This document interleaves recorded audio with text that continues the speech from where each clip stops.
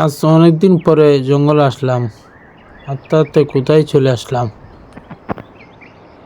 এখানে পরিবেশটা অনেক নিরিবিলি, সামনে আগাইতে পারতাছি না, বয়ে বয়ে পাও ফেলতে হচ্ছে।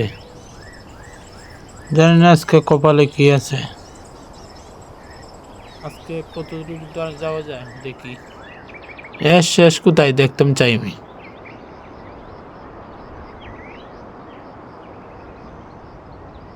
এখানে রাস্তাটা খুব ভয়ঙ্কর, আশেপাশেতে কাউকে দেখতে পাচ্ছি না।